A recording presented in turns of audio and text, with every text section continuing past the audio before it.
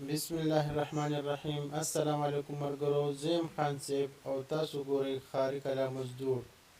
په دې چینل به انشاءالله تاسو ته د هر یوې پارټۍ کارکردګي وړاندې کیږي. کوم پارټۍ چې کار کړی وي دا هغه پارټۍ به تاسو ته انشاءالله که لارې پخ کړي د لارې ویډیو به راځي، که سیړوال یې کړي د سیړوال به راځي، که پشپندي کړي نو د پشپندۍ به راځي.